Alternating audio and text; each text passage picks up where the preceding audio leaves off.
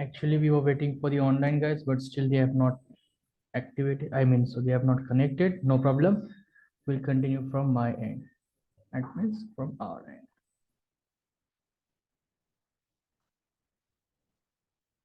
सो आप लोग यहाँ पे देख रहे हो, अब तक हमने जो टॉपिक कंप्लीट किया है वो है topology model defines physical architecture.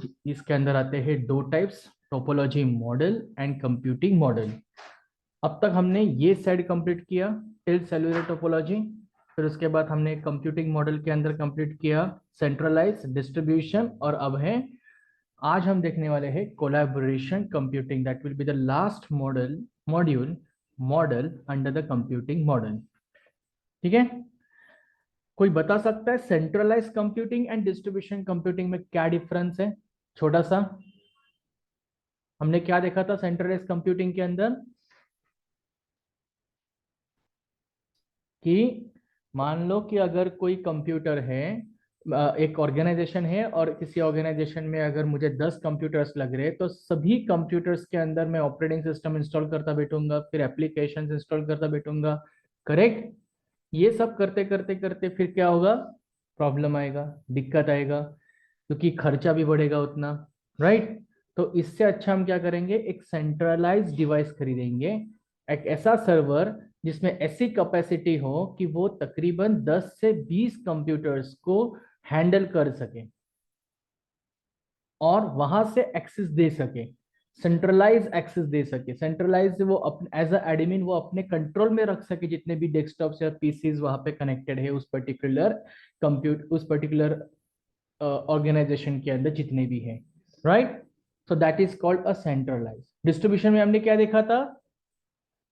Distribution में हमने देखा था, कुछ याद है? मैंने बाउंड्रीज के बारे में कुछ कहा था, ऐसी कुछ डायग्राम मैंने ड्रॉ की थी ट्रायंगल में। याद है? कुछ ट्रायंगल की डायग्राम थी जिसमें एक एरिया है, दूसरा एरिया, तीसरा एरिया, टॉवर का आंसर दिया था मैंने। तो वो हुआ डिस्ट्रीब्यूटेड एरिया, मतलब कि स्पेसिफिक एरिया। जैसे और एक एग्जांपल दो डिस्ट्रीब्यूटेड एरिया का, एक इंटरनेट सर्विस प्रोवाइडर है, ठीक है, और इंटरनेट सर्विस प्रोवाइडर जो है उसके कई ब्रांचेस हैं, कई एरियाज में उसने अपने नेटवर्क स्प्रेड करके रखे, बिजनेस स्प्रेड करके रखा है। तो इस सिचुएशन में वो स्पेसिफिक एरिया के बारे में देखना चाहता है, अगर स्पेसिफिक एरिया के प्रॉब्लम्स और इश्यूज अगर सॉल्व करना चाहता है, तो वो क्या करेगा, जितने भी कनेक्शन है उस स्पेसिफिक एरिया में जो उसने दिए गए, प्रोवाइड किए गए, वो उसके लिए मैनेज करने के लिए एडमिन रखेगा कि भाई तू ये आउंड एरिया संभाल, मैं पूना स्टेशन संभालता हूँ। कुछ और है उसका, कोई बंदा होगा उसका, वो बोलेगा कि मैं स्वारगेट संभालता हूँ, स्वारगेट एरिया में अपने कनेक्शन हमने दिए गए, तो हम वो एरिया संभालेंगे। That is called a distributed, that is distribution computing. Right? अब आते हैं कोलैबोरेशन कंप्यूटिंग के पास। Now what do you understand by the word collaboration और कोलैबोरेटिव? यस, कोलैबोरेशन या कोलैबोरेटिव क्या होता है, बोलो? Anything which comes in your mind.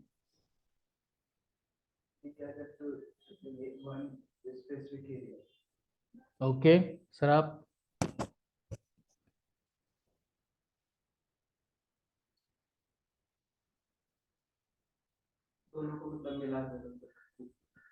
You mean to say combination of centralize and distribution? Okay sir, आप?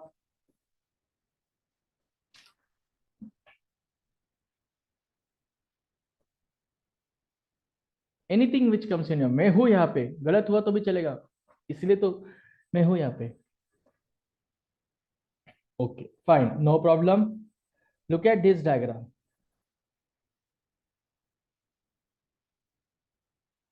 ये डायग्राम देखो, ये है कोलैबोरेटिव। अब यहाँ पे जो दिख रहा है आपको, क्या दिख रहा है? एक स्विच है, और ये जो स्विच है ये लेयर 2 का स्विच है, ठीक है। अब फिलहाल तो सिर्फ स्विच और जो उसके कनेक्टेड पीसीज हैं उस पर ध्यान दो। ये लेयर 2, लेयर 3, लेयर 1 क्या होता है हम आगे सीखने वाले ओएसआई रेफरेंस मॉडल के अंदर, वो आपको पता चलेगा, आगे हम सीखेंगे। Just concentrate on layer 2 switch. Okay, अब लेयर टू स्विच का काम क्या है? लेयर टू स्विच क्या कर रहा है? ये जितने भी डेस्कटॉप से A desktop, B, C and D desktop, ये कनेक्टेड है एक दूसरे से, ठीक है। अब यहाँ पे एक शब्द है पीयर। अब सपोज मुझे सी, डेस्कटॉप नंबर सी मुझे डी से कनेक्ट करना है, तो मैं कैसे कनेक्ट करूंगा? दो तरीके हैं अपने पास। एक पहला तरीका कौन सा है? मुझे सिर्फ कनेक्ट करना है, कोई कॉन्फ़िगरेशन नहीं करना है, कुछ नहीं करना है। तो हमारे पास दो तरीके कनेक्ट करने के, वायर, वायर्ड, और दूसरा वायरलेस। सिंपल, सिर्फ दो ही तरीके हैं, वायर्ड और वायरलेस। फिलहाल तो तीसरा तरीका कोई आया नहीं अभी तक, ठीक है। ओके, तो जब ये दो सिस्टम्स एक दूसरे से कनेक्ट होते हैं, अब इनका फंडा क्या है देखो।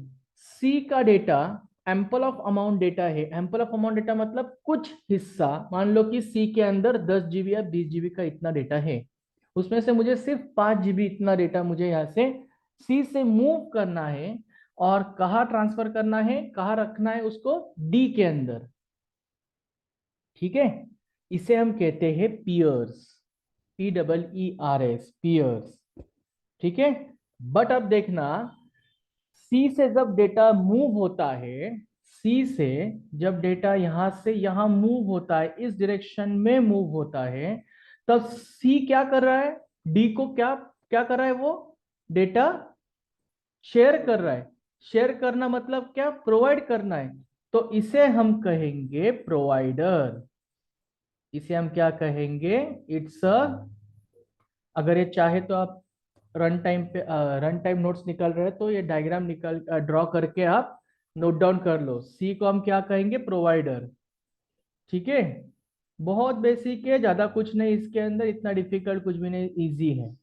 और डी क्या कर रहा है? डी मैसेज को रिसीव कर रहा है। किससे रिसीव कर रहा है? सी से रिसीव कर रहा है जो मैसेज आ रहा है। तो सी को हम क्या कहेंगे?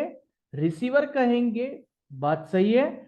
बट इस पर्टिकुलर कोलैबोरेटिव कंप्यूटिंग में उसके लिए शब्द है रिक्वेस्टर, REQUESTER, रिक्वेस्टर।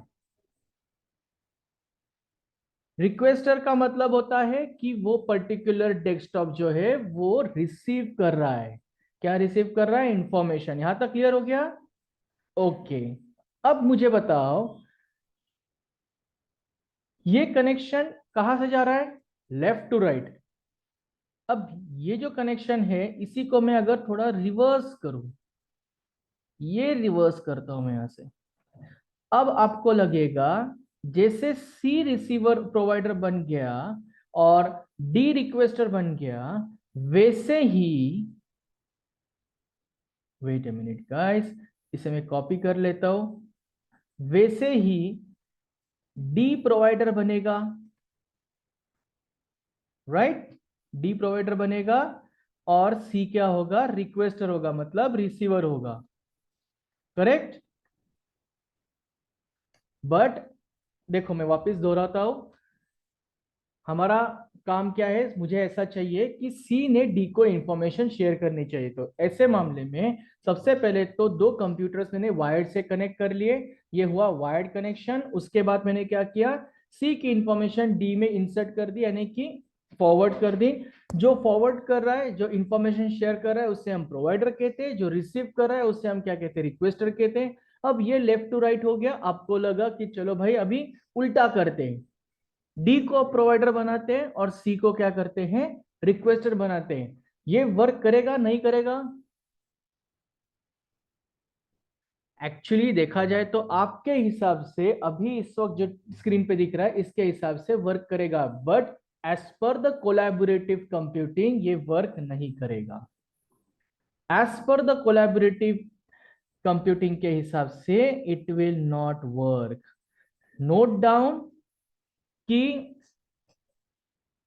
एक डेस्कटॉप से, आपके शब्दों में लिखो बाद में, एक डेस्कटॉप से दूसरे डेस्कटॉप में जब हम इंफॉर्मेशन शेयर करते हैं तो वो रिवर्स ऑर्डर में वर्क नहीं करता in the case of collaborative computing. अब अपने शब्दों में लिखो, इंग्लिश, हिंदी, मराठी, जिसमें भी लिखना है, ताकि आपको समझ में आ गए, कंसेप्ट समझ में आ गया आपको? ओके। फॉरवर्ड बायस पे कंप्लीट करते हैं, लूज बायस पे कंप्लीट फॉरवर्ड। हाँ, मतलब कि ये मेरा लैपटॉप है और इस लैपटॉप को मैंने अगर डेटा केबल लगा के मोबाइल कनेक्ट किया है, ठीक है। अब मुझे क्या करना है, सबसे पहले मुझे ये तय करना है कि मैसेज कहाँ से फॉरवर्ड करना है, ठीक है। मैसेज कहाँ से फॉरवर्ड करना है, मैंने अगर तय कर लिया, मुझे मैसेज कहाँ से फॉरवर्ड करना है, लैपटॉप टू मोबाइल। तो जैसे ही मैं laptop to mobile message forward करना चालू कर दूंगा, जैसे स्टार्ट हो जाएगा, ये कोलैबोरेटिव कंप्यूटिंग में रिवर्स ऑर्डर में नहीं होता। मोबाइल टू लैपटॉप आप मैसेज फॉरवर्ड नहीं कर सकते हो, मैसेज या डेटा जो भी है, राइट। सिर्फ और सिर्फ ये कोलैबोरेटिव कंप्यूटिंग में ही होता है। क्लियर हुआ यहाँ तक? Note down in your words.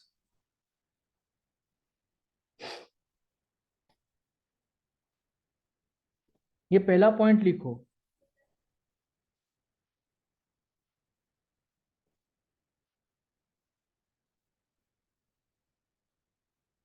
हो गया लिख के?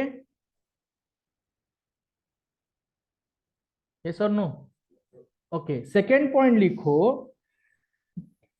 लिखो। जब सी डेस्कटॉप डेस्कटॉप जो सी है, सी नाम का जो डेस्कटॉप है, जब ये इंफॉर्मेशन डी को भेजता है, तब ये एट ए टाइम एक ही इंफॉर्मेशन भेजता है। बल्क में डेटा शेयर नहीं करता, वो सिर्फ और सिर्फ वन टाइम ही करता है। तो नेक्स्ट पॉइंट लिखो, सी कंप्यूटर, और ऐसा भी लिख सकते हो आप, a computer sends the data at a time, one task, at a time one task, मतलब कि वो एक बार एक ही टास्क कंप्लीट करता है। क्लियर हुआ? ओके। सो इसे हम कहते हैं peer computer. This is nothing but your PEER, peer computer. आपने सुना होगा ऐसे शब्द, peer to peer, point to point, right.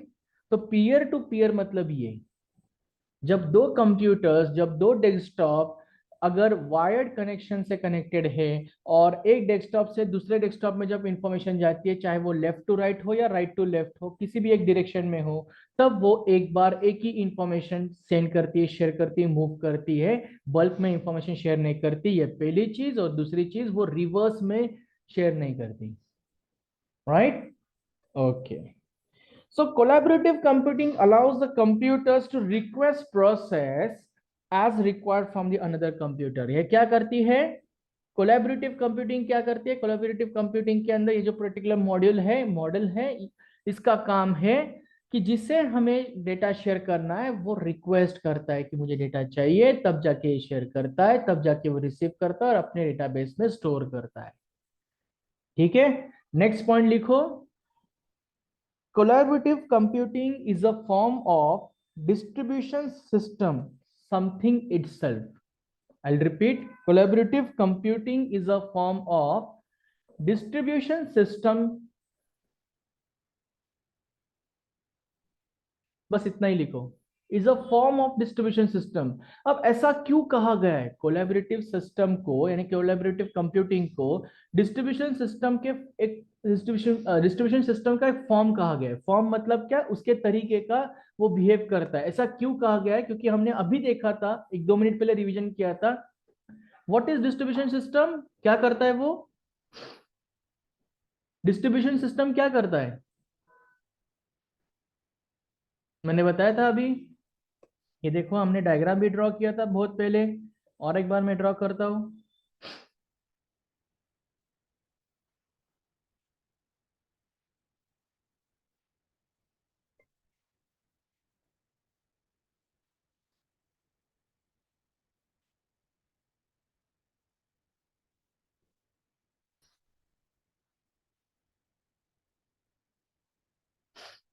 I think इसका एक्सेस गया है अभी।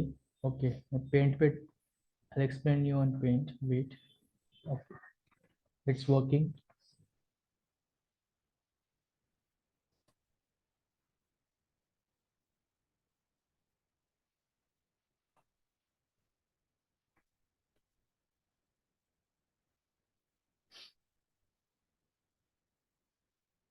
ओके, तो देखो यहाँ पे डिस्ट्रीब्यूशन सिस्टम के बारे में ऐसी कुछ डायग्राम हमने देखी थी, अगर आपको याद होगा तो। देखा था, नहीं देखा था? देखा था ना? थोड़ा याद करने की कोशिश करो भाई, इजी है, ज्यादा कुछ डिफिकल्ट नहीं है। एक ये और एक ये। तो देखो हमने डिस्ट्रीब्यूशन सिस्टम के बारे में क्या देखा था, इस तरह देखा था हमने, इफ यू रिमेम्बर और नॉट, राइट।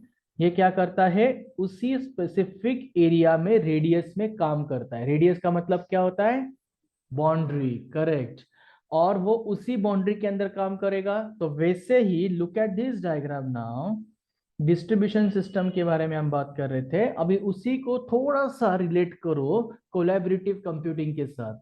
क्या ये कोलैबोरेटिव कंप्यूटिंग का जो कम्युनिकेशन चल रहा है दो सिस्टम के बीच में, सी एंड डी, इसे हम डिस्ट्रीब्यूशन सिस्टम कह सकते हैं? हाँ कह सकते हैं, क्योंकि वो सिर्फ और सिर्फ दो सिस्टम्स के बीच में ही कनेक्शन हुआ है, यानी कि वो सिर्फ और सिर्फ उसी बाउंड्री में, उसी एरिया में वो डेटा शेयर करना और एक्सचेंज करने का काम कर रहा है, करेक्ट। इसीलिए उन्होंने कहा है, लिखो, आपने लिखा होगा point, that collaborative computing is a form of distribution system. ठीक है, नेक्स्ट पॉइंट लिखो, collaborative computing helps you to share the task, help you to share the task. Share the task मतलब क्या, अभी जो मैंने कहा, सी कंप्यूटर से डी कंप्यूटर में इंफॉर्मेशन जब आप शेयर करते हो, तो एट ए टाइम वो एक ही टास्क कंप्लीट करता है। जब तक, जैसे फॉर एग्जांपल, मैंने अगर मान लो कि ये पूरा पीपीटी अगर मैंने आपको शेयर किया, ठीक है, आपका कुछ मिस हुआ है लिखते वक्त? यस, बोलो। It helps to share tasks. बस इतना ही, शेयर द टास्क। अब उसका मतलब समझा रहा हूं मैं, एक छोटे छोटे पॉइंट्स हम लिख रहे हैं, main points. Collaborative computing is used to share the task. इसका मतलब मैंने क्या बताया, जैसे फॉर एग्जांपल, मुझे अगर ये पीपीटी, पूरा पीपीटी अगर आपके साथ शेयर करना है, मान लो, जस्ट इमेजिन, तो जब तक ये पीपीटी में शेयर नहीं करता, जब तक वो आपको रिसीव नहीं होता, आपसे एक्नॉलेजमेंट मुझे नहीं मिलता, तब तक मैं आगे का पार्ट शेयर नहीं करूंगा। मैं नहीं करूंगा मतलब ये कोलैबोरेटिव कंप्यूटिंग के थ्रू नहीं हो पाएगा, ठीक है। ओके, नेक्स्ट पॉइंट लिखो, कोलैबोरेटिव कंप्यूटिंग। अब बार बार कोलैबोरेटिव कंप्यूटिंग लिखने से अच्छा आप लिखो इट इज, मतलब कि आपको समझ जाएगा कि आप कोलैबोरेटिव कंप्यूटिंग के अंडर के पॉइंट्स लिख रहे हो, ठीक है। Collaborative computing is a very low cost setup. Collaborative computing, अब आपने देखा होगा सेंट्रलाइज्ड डिस्ट्रीब्यूशन में हमें सेटअप करते वक्त काफी कॉस्ट लगता था, हमने थोड़ा कैलकुलेट भी किया था।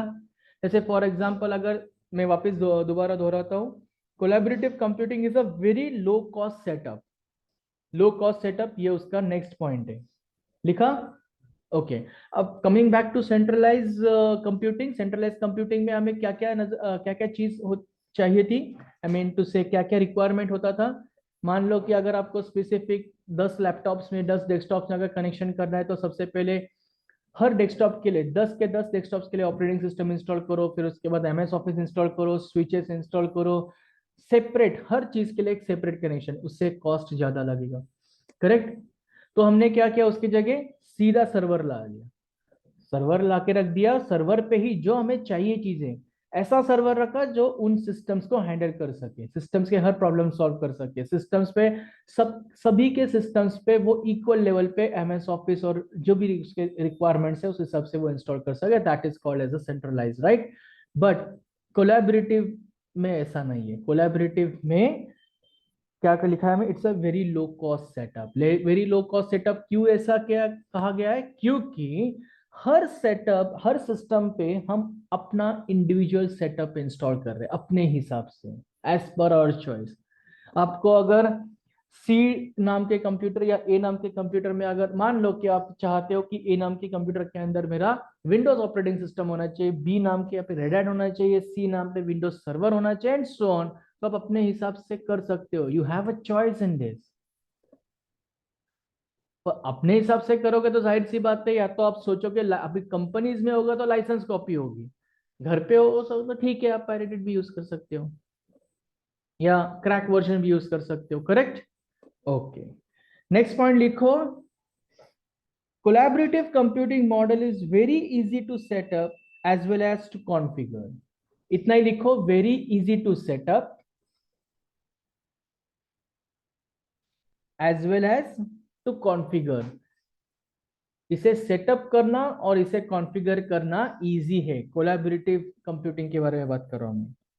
सो generally when you setup at that you call it is as a LAN. जब आप सेटअप करते हो, सिंपली जब आप नॉर्मल सेटअप करते हो तो आप क्या करते हो, दो सिस्टम्स के बीच में लैन केबल कनेक्ट कर देते हो और सेटअप करते हो। बट कोलैबोरेटिव कंप्यूटिंग के थ्रू जब आप दो सिस्टम्स को सेटअप करना चाहोगे तो वहां पे क्या होता है, पैच कोड होता है। Note down this point.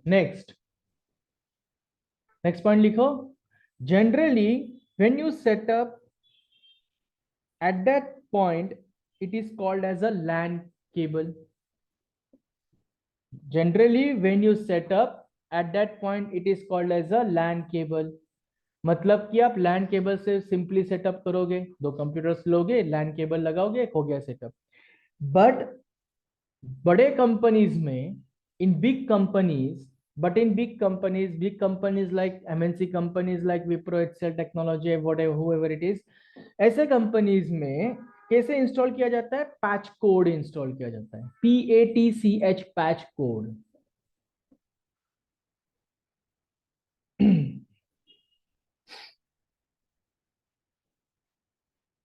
सो देखो यहाँ पे पैच कोड कहाँ और कैसे इंस्टॉल किया जाता है। Patch code is installed in between switch and desktop. ध्यान दो, यहाँ पे patch code is installed in between switch and desktop.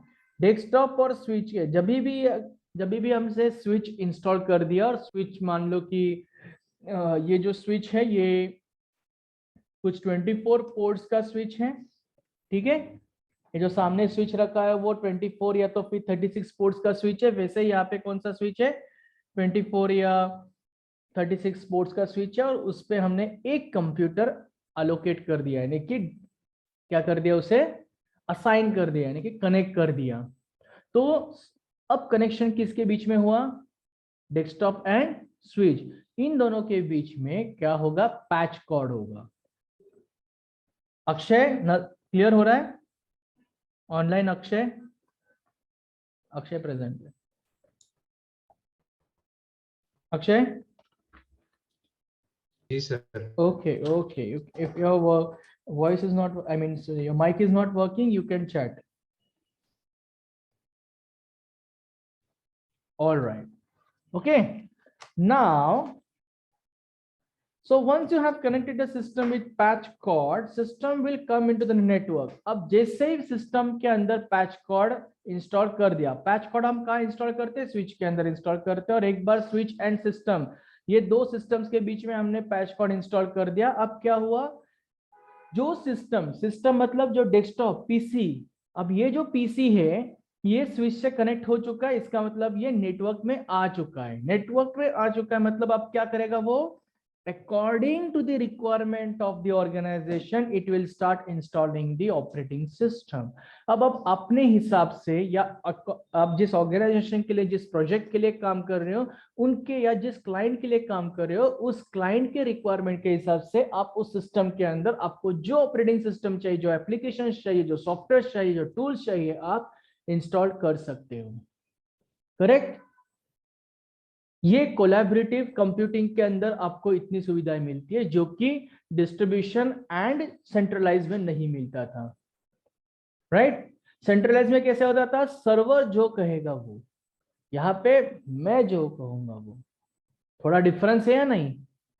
But अब कोलैबोरेटिव कंप्यूटिंग इंडस्ट्री में यूज नहीं किया जाता, बट फिर भी हमें ये सीखना है थोड़ा बहुत, ठीक है। तो नेक्स्ट पॉइंट लिखो, सिर्फ इतना लिखो कि according to the company's requirement, according to the company's requirement, according to the company's requirement, थोड़ा फास्ट करो sir, you will be able to start installing respective OS. You will be able to start installing respective OS.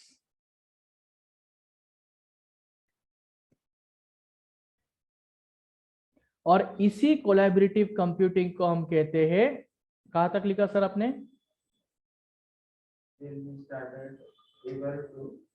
Wait, according to the according to the company's requirement, you will be able to start installing respective operating system, that is OS in short. ठीक है? Collaborative, next point लिखो, collaborative computing is also known as or also called as hybrid model. अब hybrid क्यों कहा जाता है इसे, कौन बता सकता है? कोई भी? ऑनलाइन है अक्षय है, फिर उसके बाद यहाँ पे ऑफलाइन है सूरज, सुधीर, धीरज, निखिल। हाइब्रिड क्यों कहा जाता है? थोड़ा सा इस डायग्राम को देखो, थोड़ा सा रिकॉल करने की कोशिश करो, हमने अभी तक क्या देखा।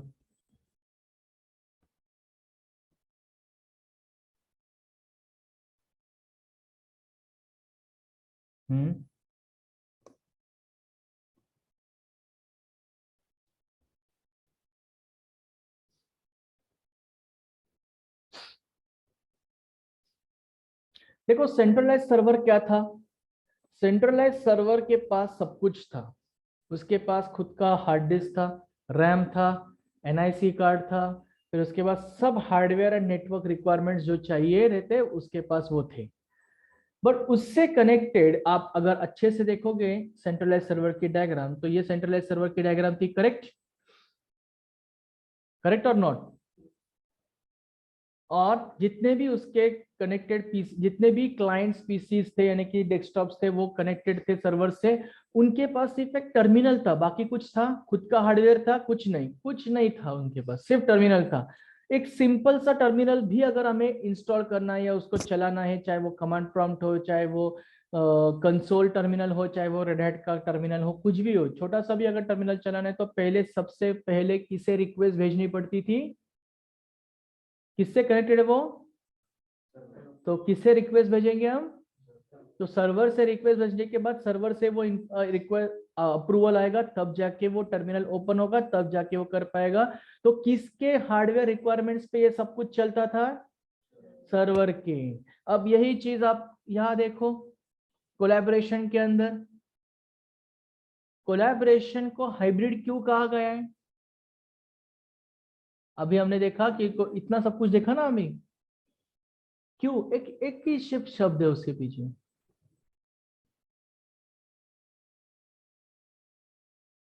थोड़ा पढ़ो आपने क्या लिखा है कोलैबोरेशन के बारे में, एक दो पॉइंट्स जो आपने लिखे हैं वो क्यों हाइब्रिड कहा गया है?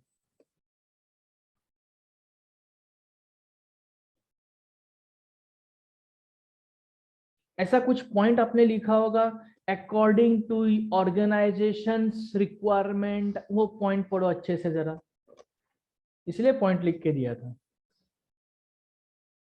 वो पॉइंट अच्छे से पढ़ो, और हाइब्रिड का मतलब क्या है?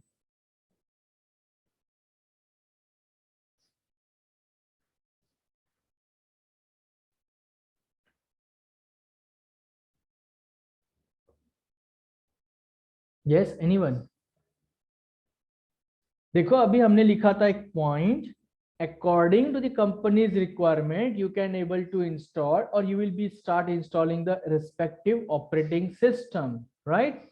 इसका मतलब क्या कि ये सर्वर यानी जो स्विच है उस पर डिपेंड नहीं है। एक बार उसने स्विच से कनेक्शन कर दिया उस पर्टिकुलर सिस्टम ने, मान लो कि जैसे मैंने अभी एग्जांपल दिखाया था आप लोगों को कि एक बार ये कोलैबोरेटिव है, जैसे कि ये एक बार इस पर्टिकुलर सिस्टम का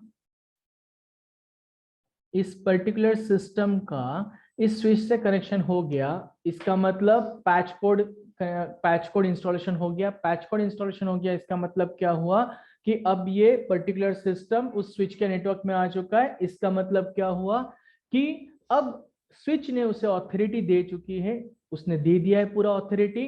अब वो पर्टिकुलर डेस्कटॉप अपने सिस्टम के अंदर कोई भी ऑपरेटिंग सिस्टम से एप्लीकेशंस इंस्टॉल कर सकता है। और वो क्यों इंस्टॉल कर सकता है? क्योंकि उसके अंदर पहले से ही उन्होंने हार्डवेयर रिक्वायरमेंट्स इंस्टॉल करके रखें। हार्डवेयर रिक्वायरमेंट्स कौन से होते हैं? हार्ड डिस्क या एसएसडी जो भी होगा, रैम, इसे हम मेमोरी कहते हैं, एनआईसी कार्ड या तो फिर वाईफाई कार्ड, जो भी है सब कुछ पहले से इंस्टॉल्ड है उसके अंदर वो इंस्टॉल करेगा, कर पाएगा।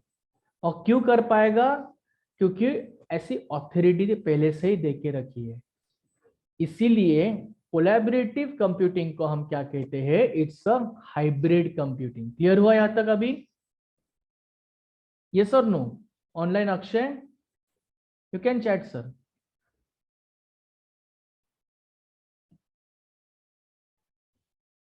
Yes, yes, sir. Clear Okay, हुआ. okay, clear. That sounds good. So collaborative computing के अंदर you can install as per your choice, यानी कि उस सिस्टम के अंदर आप आपके चॉइस के हिसाब से आपको जो एप्लीकेशन चाहिए आप इंस्टॉल कर सकते हो। That's it. क्लियर हुआ? So this is called a collaborative computing, right? Okay. अब यहाँ पे लिखा गया है, यहाँ पे आपने देखा होगा कोलैबोरेटिव कंप्यूटिंग, कहाँ पीपीटी में लिखा होगा, देखो यहाँ पे, that collaborative computing really no need any server, इसे सर्वर की जरूरत नहीं पड़ती, सिंपल नेटवर्क कनेक्शन है। अभी हमने लिखा था is easy to use and easy to configure, all peer based communication. Peer based communication का मतलब भी हमने देखा कि पीयर क्या होता है, एक सिस्टम दूसरे सिस्टम्स को जब आप वायर्ड से कनेक्शन करोगे that is nothing but a peer based communication. और एक चीज यहाँ पे है, it's also known as the hybrid computing. इतना सब कुछ देखने के बाद कंपनीज में अभी सिर्फ और सिर्फ centralize and distribution computing use किया जाता है। अभी लेटेस्ट कोलैबोरेटिव कंप्यूटिंग की जरूरत नहीं पड़ती। अब आप सभी के पास क्या है? टैबलेट्स है, मोबाइल्स है। मोबाइल पे आपको किसी सर्वर की रिक्वेस्ट की जरूरत पड़ती है? नहीं। आप क्या करते हो, कोई भी आपको छोटा सा एप्लीकेशन इंस्टॉल करना है, चाहे फिर वो ओला उबर का हो, कोई भी हो, आप क्या करते हो? तुरंत प्ले स्टोर पे जाते हो, सर्च करते हो एप्लीकेशन को, टिक करते हो, इंस्टॉल हो जाता है, ओपन करो, खत्म, राइट? आपको किसी सर्वर को रिक्वेस्ट भेजो, फिर बाद में आप इंस्टॉल करोगे, वहां से वो अप्रूवल देगा, ऐसे करने की जरूरत अभी किसी को भी नहीं पड़ती। और वैसे देखा जाए तो अभी हर चीज क्लाउड पे मूव हो रही है। It may be AWS cloud और माइक्रोसॉफ्ट अजूर क्लाउड या गूगल क्लाउड, जो भी है, हर चीज अब क्लाउड पे मूव हो रहा है। क्लियर है हुआ? So in this way we have completed till this. हमने देखा था शुरुआत में नेटवर्क क्या होता है, नेटवर्किंग क्या होता है, फिर उसके बाद हमने देखा था टोपोलॉजी, टाइप्स ऑफ नेटवर्किंग देखा, फिर टोपोलॉजीज देखा, कंप्यूटिंग टोपोलॉजी मॉडल्स देखा, ये सब हमने अब तक देखा। All right, so moving ahead, do you have any questions, any doubts, any issues, any problems, any new questions? Akshay, कल कुछ आप पूछ रहे थे लास्ट क्लास में।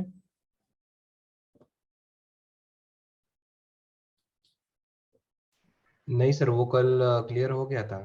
Okay okay sure. नहीं, क्योंकि लास्ट क्लास में आप पूछ रहे थे और एक्चुअली टाइम खत्म हो चुका था, बट मुझे लगा कि आप कुछ रह गया होगा तो इसलिए आज पूछ लूँ। ठीक है, अच्छा. Okay, no problem. आप में से किसी को ऑफलाइन जो बैठे यहाँ पे, कुछ इंटरव्यू क्वेश्चंस देखते हैं। अब note down if you want, note down these are the interview questions.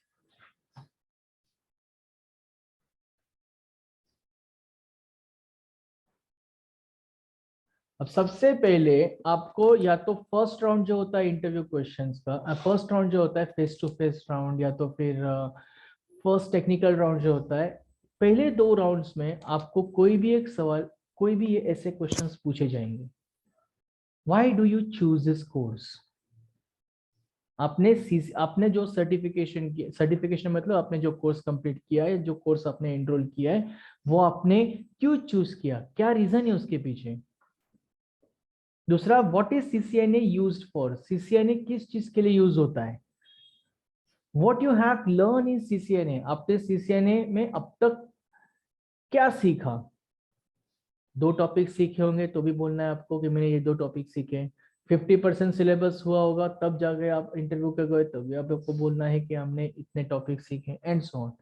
फिर उसके बाद आएंगे नेटवर्किंग एक्चुअल टेक्निकल क्वेश्चंस में कि नेटवर्क क्या होता है, डिफरेंट टाइप्स ऑफ नेटवर्किंग क्या होते हैं, टोपोलॉजीज क्या होते हैं और उसको एक्सप्लेन करो, या तो उसमें से कोई भी एक टोपोलॉजी को एलॉबरेट करो। एलॉबरेट करना मतलब एक्सप्लेन करना, थोड़ा सा एक 4 शब्दों में उसको एक्सप्लेन करना, एक विथ एग्जांपल। हाँ, हमेशा याद रखना इनमें से किसी भी स्पेशली डिफाइंड नेटवर्क से लेके तो लास्ट तक जितने भी आगे के क्वेश्चंस आएंगे, आगे कोई भी क्वेश्चंस पूछेंगे टेक्निकली, हमेशा एक एग्जांपल देते वक्त आपको आंसर देना है, ताकि उनको समझ में ही आता है कि जब आप सीख रहे होते हो तो आपने कभी सीखा होगा या कभी सुना होगा या कभी रीड किया होगा, तो हमेशा आपने सोच समझकर रीड किया होगा, यानी आपने हर चीज को इन डिटेल में पढ़ाई की है, राइट?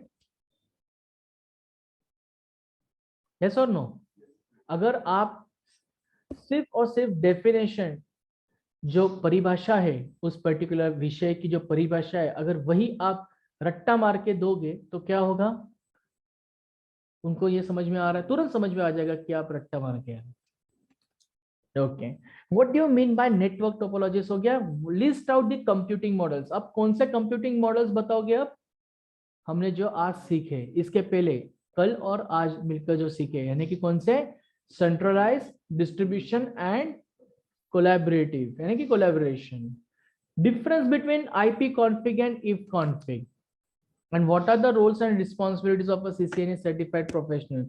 Okay, अब मुझे एक एक करके आप में से कोई भी एक बता दो कि what is the difference between IP config and if config। सबसे पहले तो बताओ IP config ये कमांड है, ये हम कहाँ यूज करते हैं, और if config कहाँ यूज करते हैं। नहीं पता होगा तो भी चलेगा, मैं हूँ यहाँ पे, जब हम प्रैक्टिकल करेंगे तो शुरू ये हमें कमांड देखनी ही है, बट फिर भी इन जनरल आपने कभी सुना होगा, देखा होगा, या कॉलेज में प्रैक्टिकल करते वक्त।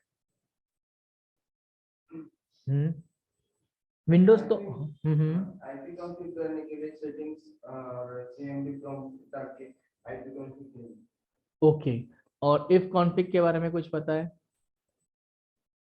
नहीं, नो प्रॉब्लम। अक्षय आपको ऑनलाइन?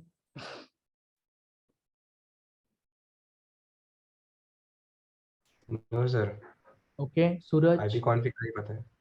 आईपी कॉन्फिग पता है? Okay, anyone? देखो, आईपी कॉन्फिग हम विंडोज ऑपरेटिंग सिस्टम में यूज करते हैं।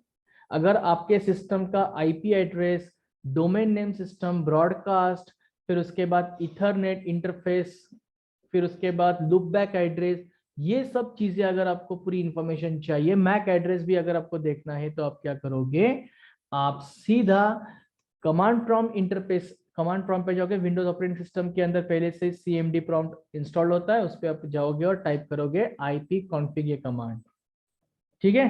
और इफ कॉन्फिग का भी मतलब वही है जो आईपी कॉन्फिग की information, IP config command fire करने के बाद जो इंफॉर्मेशन हमें डिस्प्ले होती है, उसी से हमें same information, same use, same features if config के अंदर भी है। बट इफ कॉन्फिग ये जो कमांड है, ये लिनक्स ऑपरेटिंग सिस्टम में यूज होता है। जब आप लिनक्स सीखोगे और जब आप टर्मिनल ओपन करोगे, तब आप इफ कॉन्फिग ये कमांड टाइप करोगे, इफ कॉन्फिग, तब आपको सेम इंफॉर्मेशन दिखेगी, ठीक है। सिर्फ इतना है कि विंडोज ऑपरेटिंग सिस्टम में आपके पूरे लैपटॉप या डेस्कटॉप के अंदर इस वक्त लाइसेंस विंडोज ऑपरेटिंग सिस्टम में इंस्टॉल्ड है, इसकी वजह से वो उस पर्टिकुलर ऑपरेटिंग सिस्टम के बारे में जानकारी देगा, उसका आईपी एड्रेस और उसका ब्रॉडकास्ट देगा। और जब आप किसी वर्चुअल मशीन के अंदर, जब आप कोई रेड हैट एंटरप्राइज लिनक्स यानी कि लिनक्स ऑपरेटिंग सिस्टम इंस्टॉल करते हो, तो उसके अंदर जो सर्वर होगा उसका आईपी, उसका होस्ट नेम और उसकी इंफॉर्मेशन देगा using the command ifconfig. Clear हुआ? Next we have a question. Okay, फिलहाल तो ऐसा कोई। Okay, what do you mean by network topology? सबसे पहले टोपोलॉजी क्या होता है, कौन बता सकता है? टोपोलॉजी क्या होता है, हमने सीखा है। Topology is the physical arrangement of computer hmm, system or node connect each other by communication means. Correct. Akshay? Connection between different devices in the most efficient way so that if any of the connection is disabled or breaks down, the rest of the devices stay connected. Okay okay, that's good, very good. कोई भी एक offline. Topology क्या होता है? दो systems के बीच में जब हमें कनेक्शन करना है तो हम किसी एक पर्टिकुलर कंपोनेंट या डिवाइस, फिजिकल डिवाइस या कंपोनेंट का हम इस्तेमाल करते हैं, वो होता है वायर, वो होती है केबल्स। यानी जो फिजिकल केबल्स जो होती है, like twisted pair cable, coaxial cable, या तो फिर आगे कौन सी है, फाइबर ऑप्टिक केबल, अंबानी की, राइट? तो ये केबल्स हम यूज करते हैं। ओके, और जब आपको पूछा जाएगा डिफरेंट टाइप्स ऑफ टोपोलॉजीज के बारे में एक्सप्लेन करो, ऐसे वक्त आपको क्या करना है, जितने भी टोपोलॉजीज हैं, कितने टोपोलॉजीज है हमारे इसमें, बस topology, ring mesh, star and cellular topology, इनके बारे में आपको एक दो दो तीन तीन शब्द बोलना है और विथ एग्जांपल। कि बस टोपोलॉजी क्या होता है, वो डायग्राम सामने रखो। बस टोपोलॉजी यानी कि मीडिएटर, बीच की वायर। रिंग टोपोलॉजी मतलब ये ऐसा सर्कल, थोड़ा एक्शन करो, हमें वहां पे परफॉर्म नहीं करना है, हमें सिर्फ वहां पे बताना है, याद कैसे रखना है दिमाग में वो बता रहा हूँ। मेश टोपोलॉजी यानी कि वायरलेस कनेक्टेड होता है, IP address to IP address to IP address. Star topology यानी कि स्टार जैसा दिखता है वैसे। एंड सेल्यूलर टोपोलॉजी मतलब टेलीफोन, अपना walkie talkie, this is called a cellular topology. So जब भी आप इसके बारे में एक्सप्लेन करोगे तो हमेशा आपको क्या करना है, बेसिक एग्जाम्पल भी देना है उसके साथ, ठीक है? नेक्स्ट क्वेश्चन क्या था हमने लिखा था, आई मीन टू से आपने लिखा होगा, list out the computing models, also explain each type of in details. Computing model जो अभी हमने देखे, centralized, distribution and collaborative. Okay, अब क्या है, different types of networks, LAN, MAN, वैन, CAN, campus area network, small office, home office. At least 4 networks तो बताओ, लैन, वैन, मैन, कैन, और उसके विद एग्जांपल्स बताओ।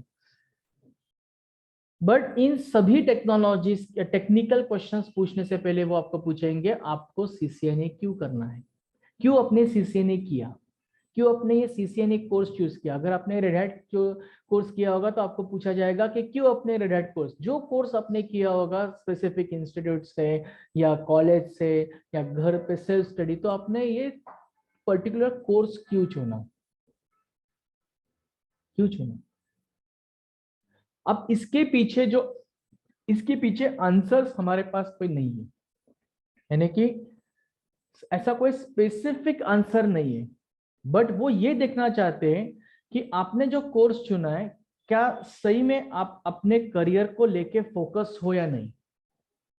ऐसा नहीं कि किसी फ्रेंड ने बोला, उसको नौकरी लग गई कॉग्निजेंट में, कैपजेमिनी में, इसलिए उसने बोला, इसलिए मैं एडमिशन लेने आया, अरे इस पर्टिकुलर इंस्टीट्यूट से करना है, इसलिए जॉब जल्दी लग जाता है, टीसीएस में नौकरी मिल जाती है, 5 लाख का पैकेज मिल जाता है।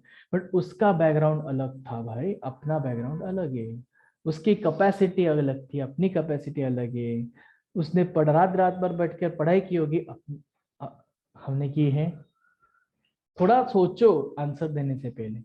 तो ये सवाल इसलिए पूछा जाता है कि आप अपने आप से, जो आप जो भी कर रहे हो, आप कितने पॉजिटिव हो, कितने फोकस हो उस पर्टिकुलर कोर्स से। मुझे सीसीएनए इसलिए करना है क्योंकि मुझे नेटवर्किंग के बारे में, जैसे आप जो टेक्निकल बैकग्राउंड से जिनका ग्रेजुएशन एक्चुअली आईटी में हो चुका है, like BSc, BCA, MSc, MCA, तो आप कह सकते हो कि थोड़ा बहुत थ्योरेटिकल नॉलेज हमें नेटवर्किंग के बारे में था, और उसके बाद फिर हम धीरे धीरे धीरे धीरे हमने सोचा कि मुझे नेटवर्किंग में ही करियर करना है, मुझे उसमें प्रैक्टिकली परफॉर्म होना है अच्छे से, मुझे आगे जाके सीसीएनपी, सीसीआईवी करना है, मुझे सर्टिफाइड होना है, एंड सो ऑन, आप ये कह सकते हो, ठीक है?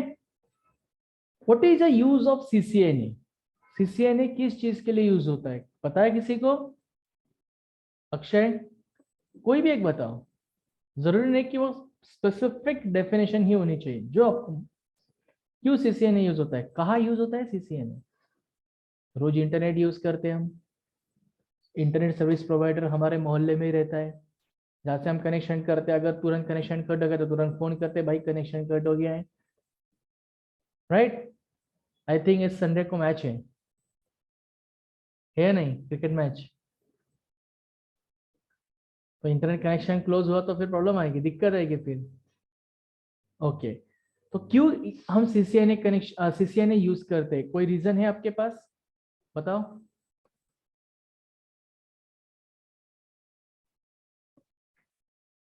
एनीवन? अक्षय आप बताओ।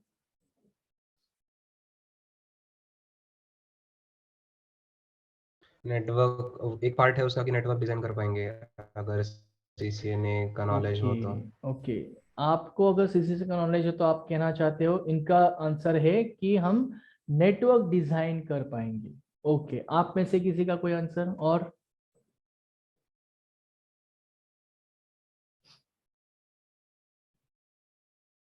सबसे पहले तो एक छोटा सा एग्जांपल देता हूं।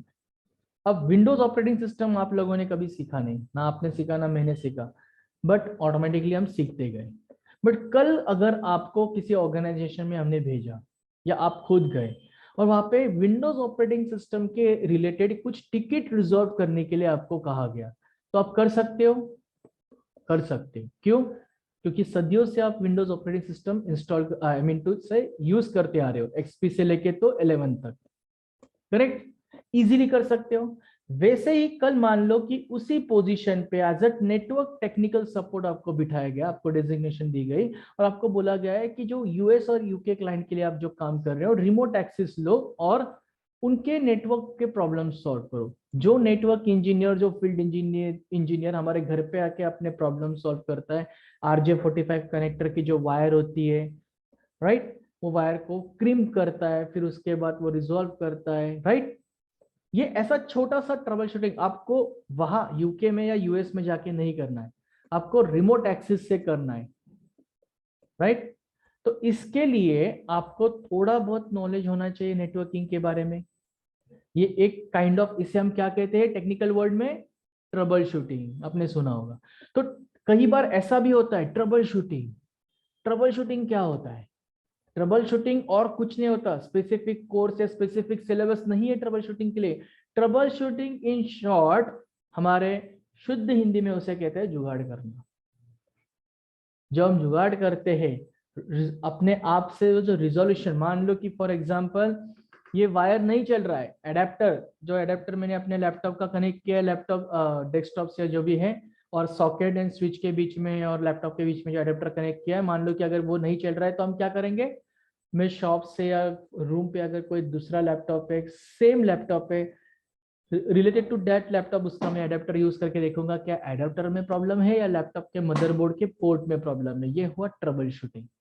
Trouble shooting is nothing but the research and development kind of, ठीक है। ओके, फिर उसके बाद तो ये कब पता चलेगा आपको, जब आपको थोड़ा बहुत नेटवर्किंग का नॉलेज होगा। देखो, जब आप ऑर्गेनाइजेशन में जाओगे तो आपको बेसिक से कोई नहीं सिखाएगा, आपको सिर्फ उतना ही ट्रेनिंग सेंटर में सिखाया जाएगा उनके, जितना उनको प्रोजेक्ट के रिलेटेड रिक्वायर्ड है। उनके सॉफ्टवेयर्स अलग होंगे, वो सॉफ्टवेयर्स का एक्सेस दिया जाएगा आपको, ऊपर से उनका जो स्पेसिफिक ट्रेनर होगा वो उनका प्रोजेक्ट और उनके सॉफ्टवेयर्स एंड टूल्स के रिलेटेड ही आपको वो उतना सिखाएगा, उसके आगे का कुछ नहीं सिखाएगा आपको। आपको बचे हुए चीजें के बारे में आपको खुद को पता होना चाहिए। राउटर के कमांड्स आपको पता होना चाहिए, स्विच के कमांड्स आपको पता होना चाहिए। इसीलिए तो हम सीसीएनए का कोर्स लगाते हैं, आगे हम देखने वाले हैं। आगे जब राउटिंग स्विचिंग चालू होगा तब हम देखेंगे बेसिक आपको इथरनेट केबल क्या होता है, इथरनेट क्या होता है, फिर उसके बाद एनआईसी कार्ड क्या होता है, उसके बाद छोटी छोटी छोटी चीजें आपको पता होनी चाहिए। इसे स्विच कहते हैं, इसे राउटर कहते हैं, इसे हब कहते हैं, इसे रिपीटर्स कहते हैं एंड एक्सेट्रा। क्लियर हुआ? ओके, नेक्स्ट क्वेश्चन है। तो इस चीज के लिए जैसे अक्षय ने कहा कि नेटवर्क डिजाइन करने के लिए हमें नेटवर्क का नॉलेज होना चाहिए, वैसे ही हमें कुछ बेसिक ट्रबल शूटिंग करने के लिए भी हमें नेटवर्क का नॉलेज होना चाहिए, राइट। ओके, तो आपको इस particular what you have learn in CCNA और sorry what is the use of CCNA, ये जो सेकंड क्वेश्चन जो है what is the CCNA use for, इस पे जब आप जवाब दोगे तो इसमें शायद आपको एक टेक्निकल ट्रेनर या सॉरी टेक्निकल इंटरव्यूअर आपको ये भी सवाल पूछ सकता है कि क्या हाल ही में आपने कोई ट्रबल शूटिंग कुछ किया है। तो आपके पास एक रेडी एग्जाम्पल होना चाहिए कि हाँ मैंने एक छोटा सा राउटर का ट्रबल शूटिंग किया था, वो वर्क नहीं कर रहा है, ठीक है, या स्विच का ट्रबल शूटिंग किया है, या अपने घर के राउटर का ट्रबल शूटिंग किया, etcetera etcetera. What I am trying to say कि जब भी आप किसी सवाल का जवाब देते हो what is CCNA use for, इसका आंसर आपको जाहिर सी बात है गूगल से मिल जाएगा। बट किसी ने अगर आपको ये सवाल पूछ लिया सच में आपने किया है क्या, मुझे बताओ कैसे करते हैं, बताओ मतलब आपको परफॉर्म नहीं करना है, आपको डिक्टेट करना है। डिक्टेट करना है मतलब ओरली बोलना है, हर चीज ओरली बोलनी है। हाँ मैंने ऐसा किया था, वैसे किया था, ये किया था। तो उनको क्या दिखना चाहिए, आप इंटरेस्टेड हो, आप आपने जो भी किया है चाहे वो बेसिक किया हो बट आपने दिल से किया है, आपने वो हर चीज करके देखी है। और जब आप एक्सप्रेशन से ऐसे हाथ व्हाट आई वांट टू से, जब आप एक्सप्रेशन से पूरे बॉडी लैंग्वेज से आप जब बताते हैं ना, पूरी बॉडी लैंग्वेज से पता चलता है कि अच्छा इसने पढ़ाई की है, अच्छे से पढ़ाई की है। फिर थोड़ा बहुत 19-20 इधर उधर हो गया तो भी चलेगा, नो। फिर उस वक्त वो इंग्लिश पे ध्यान नहीं देंगे, उस वक्त आपके सिर्फ टेक्निकल नॉलेज पे ध्यान देंगे, right. Okay, define network. Network क्या होता है पता है आपको, दो सिस्टम्स को हमने सिर्फ फिजिकल वायर से जोड़ दिया, और जब बाद में दो सिस्टम्स के ऊपर हम जब असाइनिंग का काम करेंगे, यानी IP address and default gateway and subnet mask जब असाइन करेंगे, उसके बाद जब हम कॉन्फ़िगरेशन करेंगे तब जाके हुआ वो networking and so on. So I hope अब रोल्स एंड रिस्पॉन्सिबिलिटीज ये जो है, what are the roles and responsibilities of a CCNA certified professional, जो लास्ट क्वेश्चन है ये तब पूछा जाएगा मान लो कि अगर आपको बेसिक क्वेश्चंस भी नहीं आ रहे,